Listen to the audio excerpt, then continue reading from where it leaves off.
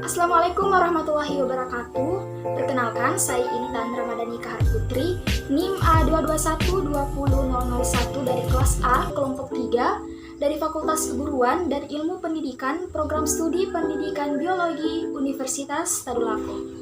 Tujuan pembuatan video saya kali ini yaitu untuk memenuhi tugas mata kuliah profesi kependidikan. Adapun judul materi yang akan saya bawakan yaitu komponen-komponen dalam sistem pendidikan di Indonesia. Nama dosen pengampu Ibu Dr. Lilis MP dan Ibu Raya Agni SPD MPD. Nah, sebelum beralih ke materi utama, terlebih dahulu perlu kita ketahui mengenai profesi dan profesi guru. Nah, jadi profesi adalah suatu pekerjaan atau jabatan yang menuntut keahlian tertentu, tetapi memerlukan persiapan melalui pendidikan dan pelatihan secara khusus. Pada hakikatnya, profesi merupakan suatu pernyataan atau suatu janji terbuka yang menyatakan bahwa seseorang itu mengabdikan dirinya pada suatu jabatan. Sedangkan profesi guru adalah pendidik profesional dengan tugas utama mendidik, mengajar, membimbing, mengarahkan, melatih, dan menilai pada bidang pendidikan. Guru juga memerlukan persyaratan dan kompetensi profesional yang diperoleh melalui pendidikan yang dirancang khusus. Nah, untuk itu, sehingga dalam melaksanakan tugasnya, guru akan terhindar dari kesalahan. Dalam proses pendidikan, guru sebagai profesi juga harus mengetahui apa saja komponen-komponen dalam pendidikan. Nah, inilah yang akan menjadi pembahasan utama saya pada video kali ini. Komponen merupakan bagian dari suatu sistem yang memiliki peran dalam keseluruhan berlangsungnya suatu proses untuk mencapai tujuan. Sedangkan komponen pendidikan berarti bagian-bagian dari sistem proses pendidikan yang menentukan berhasil atau tidaknya proses pendidikan. Sistem pendidikan itu sendiri terbentuk dari komponen-komponen yang terpadu dan saling terkait untuk membangun pendidikan dan mencapai tujuan. Dalam pelaksanaan pendidikan, komponen-komponen yang harus wajib ada agar terjadinya pendidikan, yaitu yang pertama, pendidik. Pendidik adalah orang yang diserahi tugas atau amanah untuk mendidik. Nah, sedangkan pendidikan itu sendiri dapat berarti memelihara, membina, membimbing, dan mengarahkan. Yang kedua, yaitu anak didik. Anak didik atau peserta didik.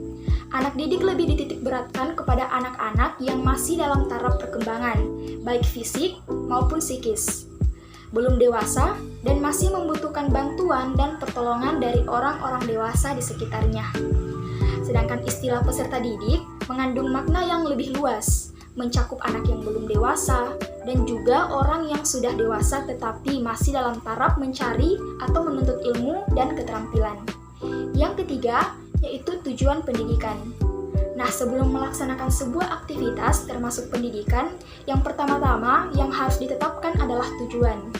Nah, fungsi dan tujuan pendidikan nasional terdapat dalam pasal 3 Undang-Undang Nomor 20 Tahun 2003 yang berbunyi, pendidikan nasional berfungsi mengembangkan kemampuan dan membentuk watak serta peradaban bangsa yang bermartabat dalam rangka mencerdaskan kehidupan bangsa, bertujuan untuk berkembangnya potensi peserta didik agar menjadi manusia yang beriman dan bertakwa kepada Tuhan Yang Maha Esa, berakhlak mulia, sehat, berilmu, cakap, kreatif, mandiri, dan menjadi warga negara yang demokratis serta bertanggung jawab.